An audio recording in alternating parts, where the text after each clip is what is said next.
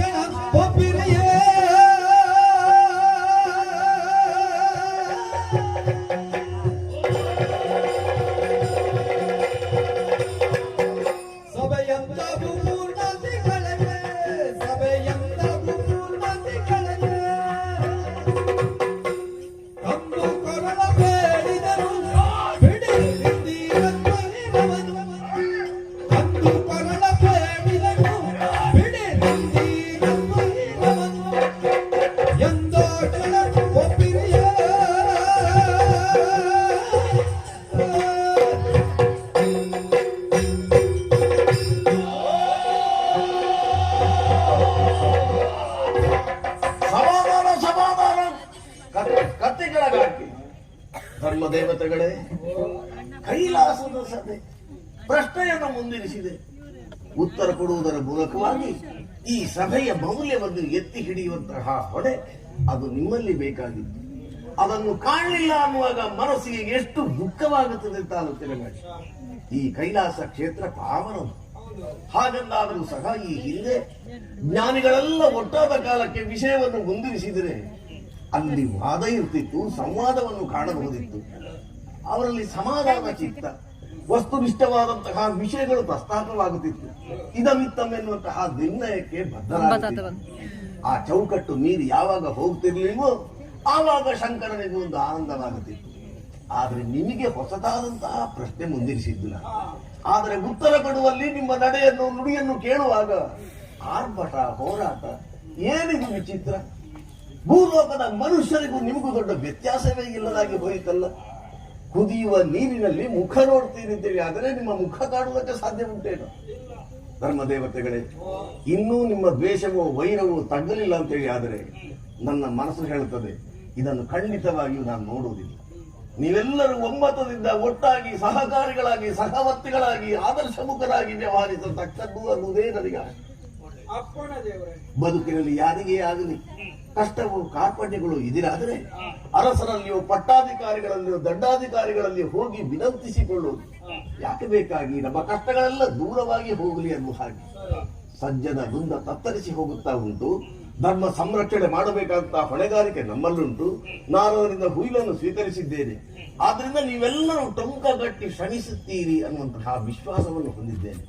ಧರ್ಮದೇವತೆಗಳೇ, ಆಚಾರ ಪೆಟ್ಟಿರುವುದೆಲ್ಲಿ? ಹಾಗಿರುವಾಗ ನೀವೆಲ್ಲರೂ ಭೂಲೋಕದ ಕಡೆಗೆ ಹೋಗಬೇಕು. ಮನುಷ್ಯರನ್ನು ಪರೀಕ್ಷೆಗೆ ಒಳಪಡಿಸಬೇಕು. ಒಂದು ಸಣ್ಣ ಉದಾಹರಣೆ ಕೊಡ್ತೇನೆ. ಅರೆಯಲಿ ಗಂಧವ ಅರೆದರೆ ಮಾತ್ರವೇ ಪರಿಮಳವನ್ನು ಹೊರಸೂಸುವುದು.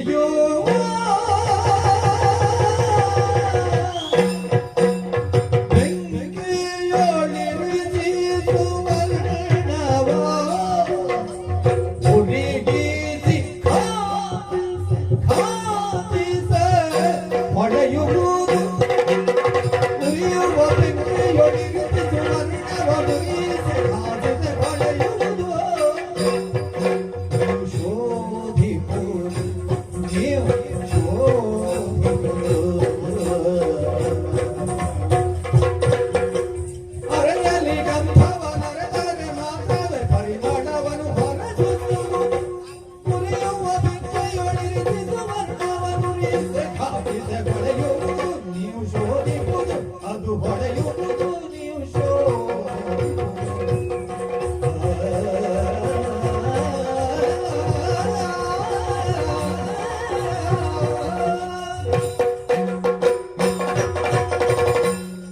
ಧರ್ಮದೇವತೆಗಳೇ, ಭೂಲೋಕದ ಕಡೆಗೆ ಹೋಗುವುದು, ಮನುಷ್ಯರನ್ನು ಗಮನಿಸುವುದು, ನೋಡುವಾಗಲೇ ಗೊತ್ತಾಗಬಹುದು ಇವರೆಂತವರು ಎಂತವ ಅನ್ನುವ ಹಾಗೆ. ಮತ್ತೆ ಮಾತನಾಡಿಸಿದ್ರ ಅಲ್ಲವ? ದುಷ್ಟನೇ ಒಬ್ಬ ಸಿಕ್ಕಿದ ಅಂತ ಇಟ್ಟುಕೊಳ್ಳಿ, ಅವನ ಮುಂದೆ ಗರ್ಜಿಸಬೇಕು, ಅವನಿಗೆ ಹೆದರಿಕೆ ಆಗುತ್ತದೆ. ನೀವು ಗರ್ಜಿಸಿದ್ರೆ ಅವನಿಗೆ ಹೆದರಿಕೆ ಆಗುತ್ತದೆ, ಹೆದರಿಕೆ ಆದ್ರೆ ಅವನಿಗೆ ಜ್ಞಾನೋದಯ ಆಗುತ್ತದೆ.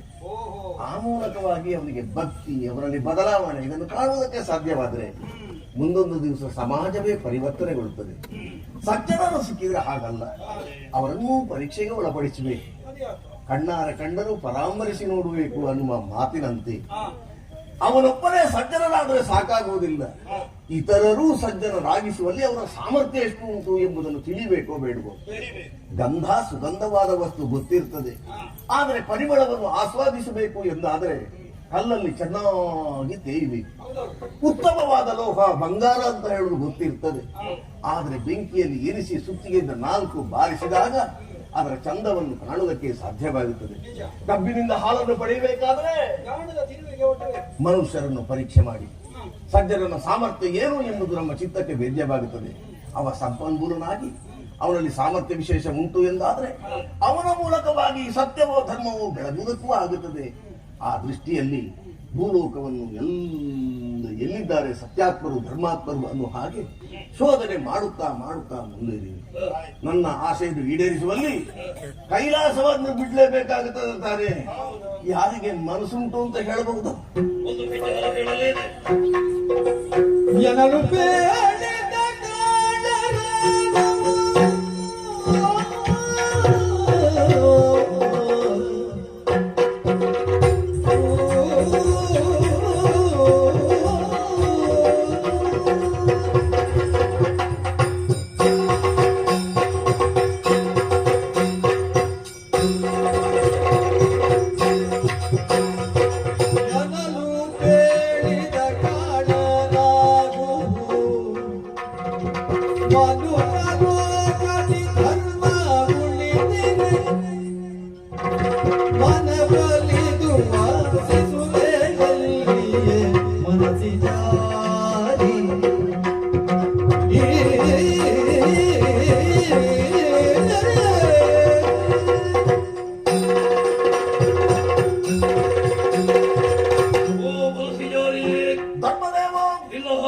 ಕಾಣರು ಈಗಲೇ ಕೆಳಗೆ ಇಳಿತೇವೆ. ಎಲ್ಲಾ ಕಡೆಯಲ್ಲಿ ಧರ್ಮ ಶೋಧನೆಯನ್ನು ಮಾಡುತ್ತೇವೆ. ಎಲ್ಲಿ ಸತ್ಯಾತ್ಮರು ಧರ್ಮಾತ್ಮರು ನಮ್ಮ ಪಾಲಿಗೆ ದೊರೆತರೆಂದಾದರೆ ಅವರ ಮೂಲಕ ಧರ್ಮವನ್ನು ಬೆಳಗುವುದಕ್ಕಾಗಿ ಸತ್ಯ ಧರ್ಮ ಇರುವಲ್ಲಿ ಧರ್ಮ ದೇವತೆಗಳಾಗಿ ನೆಲೆಯಾಗ್ತೇವೆ. ಸ್ಥಿರೆಯಲ್ಲಿ ಸ್ಥಿರವಾದಂತಹ ಧರ್ಮವು ನಿನ್ನ ಕಣ್ಣಿಗೆ ಕಾಣಿಸದೇ ಇದ್ರೆ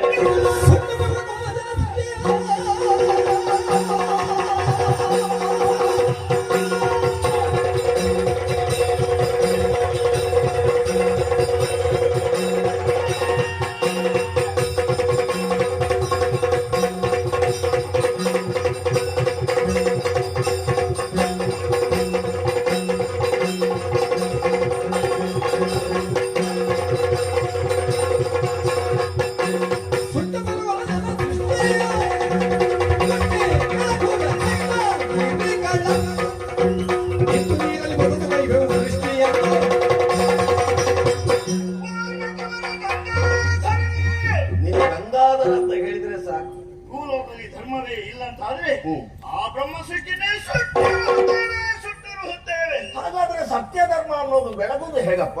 ಮತ್ತೆ ನಮಗೆ ಭೂಮಿ ಬೇಕು ಅಂತಿದ್ರೆ ಬೇಕು, ಮತ್ತೊಂದು ಭೂಮಿಯನ್ನು ನಾವು ಸೃಷ್ಟಿ ಮಾಡ್ತೇವೆ. ಅಲ್ಲಿ ಧರ್ಮಾತ್ಮರು ಹುಟ್ಟುವಂತೆ ಮಾಡಿ ಅವರಲ್ಲಿ ಧರ್ಮವು ಜಾಗೃತಿಗೊಳ್ಳುವಂತೆ ಮಾಡ್ತೇವೆ.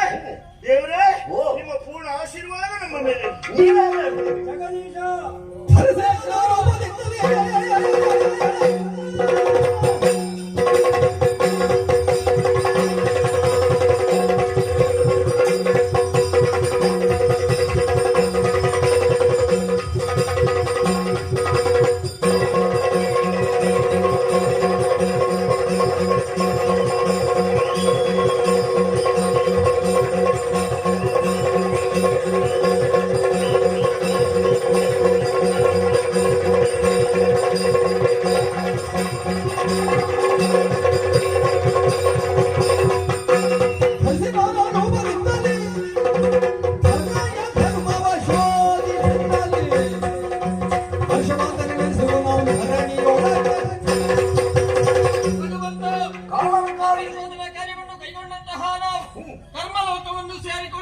ಸರಿ. ಅಧರ್ಮದ ದಾರಿಯಿಂದ ಮುಂದುವರಿಯುತ್ತಿರುವಂತಹ ಮನುಷ್ಯರಿಗೆ ಹ್ಮ್. ಸತ್ಯ ಧರ್ಮದ ದಾರಿಯನ್ನು ತೋರಿಸಿಕೊಡ್ತೇವೆ ಅನುಗ್ರಹಿಸುವುದು. ಶುಭವಾಗಲಿ. ಸರ್ವೇಶ್ವರ, ಓ.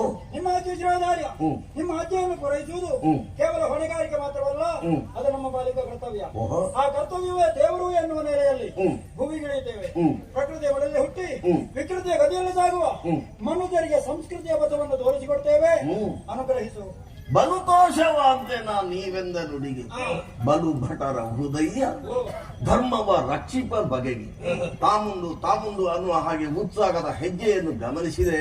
ಆದ್ರೆ ಒಂದು ಎಚ್ಚರಿಕೆ ಮಾತನ್ನು ಹೇಳ್ತೇನೆ ಧರ್ಮದೇವತೆ. ಏನು ದೇವರೇ? ಮನುಷ್ಯರನ್ನು ಪರೀಕ್ಷಿಸುವ ಕಾಲ ಶಿಕ್ಷೆ ಅನ್ನುವುದು ಅನಿವಾರ್ಯವೇ. ಹೌದು. ಆದ್ರೆ ಅದು ಶಿಕ್ಷಣಕ್ಕೆ ನಾಂದಿಯಾಗಲಿ. ಚಿತ್ರಹಿಂಸೆ ಅನ್ನೋದು ಬೇಡ.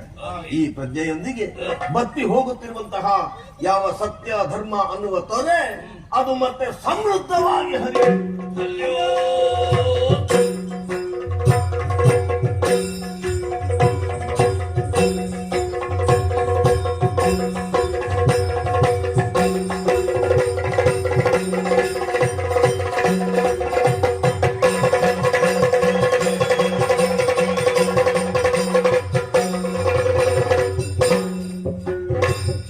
ಎಂದು ನಮಿಸುತ್ತ ಸರಳ ಗಣಮಣಿ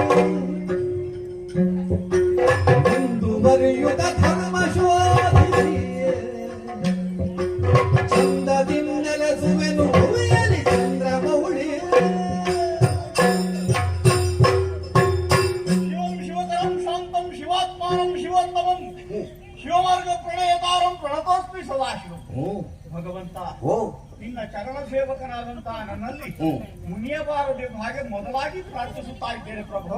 ನೀನೇನು ತಪ್ಪು ಮಾಡಿದೆ? ಇದು ಮೊದಲು ಹೀಗೆ ನಾನು ಹ್ಮ್. ನಿನ್ನ ಪಾದಾಭಿವಂದನವನ್ನು ಮಾಡಿ ಹ್ಮ್. ನೀನು ಹೇಳಿದಂತಹ ಕೈಂಕರ್ಯಗಳಲ್ಲಿ ತೊಡಗಿಸಿಕೊಳ್ಳುತ್ತಿದ್ದವು. ಹ್ಮ್. ಆದರೆ ಇಂದು ಹ್ಮ್. ಧರ್ಮದೇವನ ಮಾತನ್ನು ಕೇಳಿ ವಿರೋಧವನ್ನು ಮಾತನಾಡುತ್ತಾ ವಾಗ್ಯುದ್ಧಕ್ಕೆ ಇಳಿದು ಬಿಟ್ಟೆ. ಹ್ಮ್. ಪ್ರಶಾಂತವಾದಂತಹ ಈ ಕೈಲಾಸಧಾಮ ಹ್ಮ್. ಒಂದು ಕ್ರಾಂತಿಯ ನೆಲೆಯ ಹಾಗೆ ಆಗಿ ಹೋಯಿತು. ಹ್ಮ್. ಅದಕ್ಕೆ ಕಾರಣನು ನಾನು ಎಂಬ ಕೊರಗು ನನಗಿದೆ, ಖೇದ ಇದೆ. ಹ್ಮ್. ಆದ ಕಾರಣ ಹ್ಮ್. ನನ್ನನ್ನು ಮನ್ನಿಸಬೇಕು ಎಂದು ಸನ್ನಿಧಾನದಲ್ಲಿ ಪ್ರಾರ್ಥನೆ. ಗಣಮಣಿ, ಪ್ರಭು, ಮಂಜುನಾಥ ಸ್ವಾಮಿಯ ಪ್ರಧಾನ ಸೇವಕ ನೀನು. ನಿನಗೆ ಕೈಲಾಸದಲ್ಲಿ ಪ್ರತ್ಯೇಕವಾದಂತಹ ಒಂದು ಸ್ಥಾನ ಉಂಟು. ನನ್ನ ಸೌಭಾಗ್ಯ ಅದು. ಈ ಹಿಂದೆಯೂ ನಿನ್ನ ಆರ್ಭಟ ಕೇಳಲಿಲ್ಲ, ಮುಂದೆಯೂ ಕಾಣಿಸುವುದಕ್ಕಿಲ್ಲ. ಹಾ. ಆದ್ರೆ ಒಂದು ರೀತಿಯ ಉದ್ವಿಗ್ನವಾದ ವಾತಾವರಣವನ್ನು ಸೃಷ್ಟಿಸುವಲ್ಲಿ ನಾನೇ ಕಾರಣ ಅನ್ನೋ ಹಾಗೆ ಹೇಳಿಕೊಡ್ತೀಯಲ್ಲ. ನೀನಲ್ಲವಪ್ಪ, ಇದಕ್ಕೆ ನಾನು ಪ್ರೇರಣ.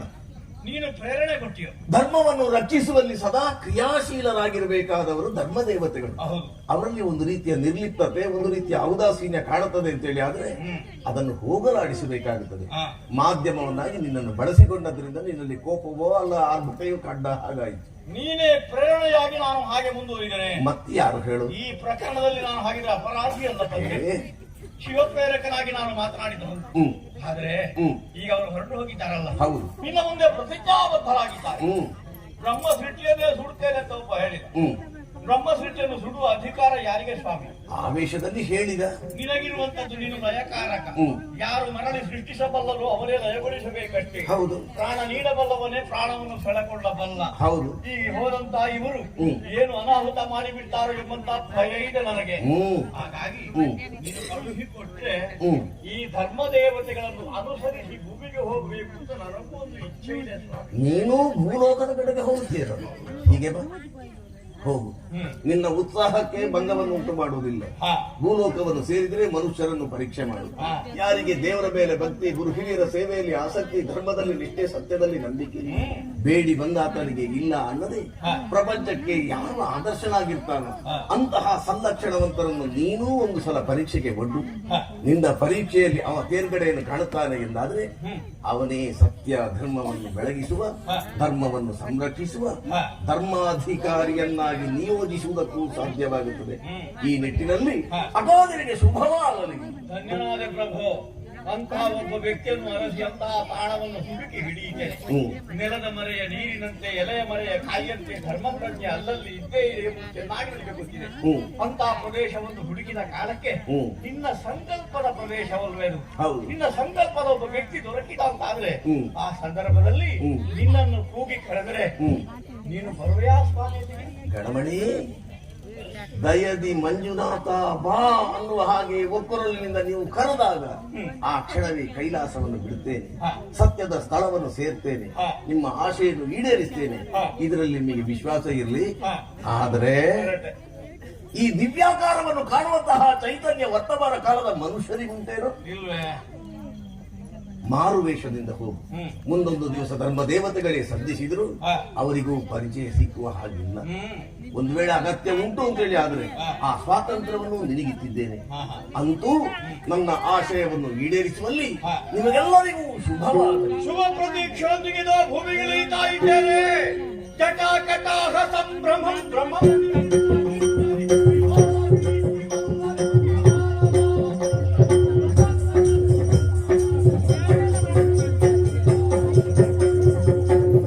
ಜಲದಗಳು ಗುಡುಗಾಡೆ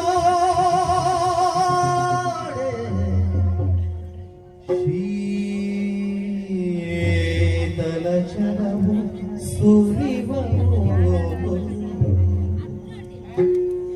ಬಂಡೆಗಲ್ಗಳು ಜ್ವಲಿವ ಕಿಡಿಗಳ ನೀಡುವವು. ಸಂಘಟಿಸುತ್ತ ಇಳೆಗೆ ಕಲಿಗಡಿ ಧರ್ಮವು ನೆಲದಿ ಬೆಳಗುವುದೆನುತ ಸಂತುಳ್ಳಿಗೆ ನೇತ್ರಾನಂದವಾರಿಯೊಳು ಉದಿಸಿದಳು ತರಳ.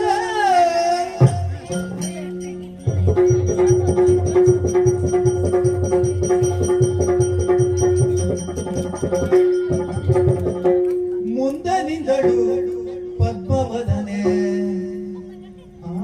ಆನಂದ ರೂಪಿಣಿ ಭಾಗ್ಯ ಸದನೆ. ಆನಂದ ರೂಪಿಣಿ ಭಾಗ್ಯ ಸದನೆ.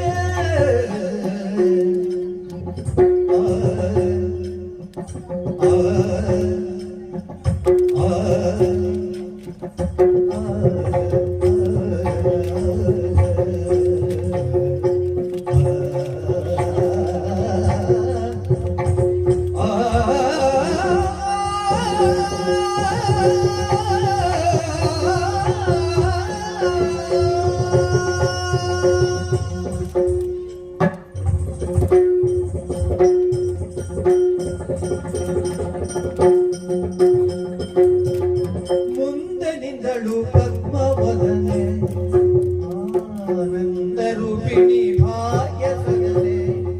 ಆನಂದ ರೂಪಿಣಿ ಭಾಗ್ಯ ಸದನೆ ಪದ್ಮವದನೆ.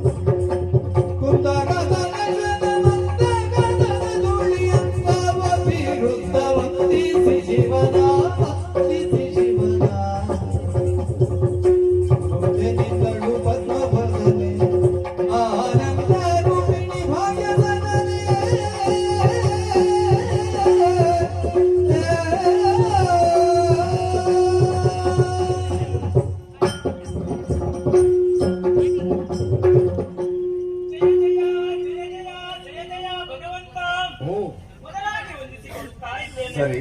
ಈಗ ತಾನೇ ಹುಟ್ಟಿಕೊಂಡವಳು ನಾನು. ಹೌದು. ಸತ್ತತ್ತಿ ಸುತ್ತಲೂ ನೋಡುತ್ತಾ ಇದ್ದೇನೆ. ಹ್ಮ್. ಶ್ವೇತವರ್ಣದ ಬೆಟ್ಟಗಳೇ ಕಾಣುತ್ತಾ ಉಂಟು. ಓಹೋ. ದಿವ್ಯ ಮಂಗಳದ ಮೂರ್ತಿ ಹಾಗೆ ನೀವು ಕಾಣುತ್ತಾ ಇದ್ದೀರಿ. ಹ್ಮ್. ನಿಮ್ಮನ್ನು ನೋಡಿದಂತ ನನಗೆ ಹ್ಮ್. ಭಕ್ತಿ ಭಾವಗಳೇ ಉಕ್ಕಿ ಹರಿತಾ ಉಂಟು. ಒಳ್ಳೆ ಲಕ್ಷಣ. ಅಲ್ಲದೆ ಹ್ಮ್. ಹಲವಾರು ಪ್ರಶ್ನೆ ಕೇಳುವಂತಹ ಮಾತಾಡ್ತಾ ಉಂಟು. ಪ್ರಶ್ನೆ ಏನ್ ಕೇಳ್ತೀನಿ ನೀನು? ನಾನು ಯಾರು? ಹ್ಮ್ ನನ್ನ ಹುಟ್ಟಿಗೆ ಕಾರಣವೇನು? ಹ್ಮ್ ನನ್ನ ಮುಂದೆ ಕುಳಿತಂತಹ ನೀವ್ಯಾರು? ಹ್ಮ್. ಇದು ಯಾವ ಲೋಕ? ಹ್ಮ್ ಹ್ಮ್. ಅಜ್ಞಾನವೆಂಬುವಂತ ಅಂಧಕಾರದಲ್ಲಿ ಮುಳುಗಿದ್ದೇನೆ ಯಾರು? ನಾನು. ಹ್ಮ್. ಸುಜ್ಞಾನವೆಂಬಂತ ದಾರಿಯತ್ತ ಕೊಂಡೋಗುವ ದೇವ. ಆಗ್ಲಿ ಅಮ್ಮ.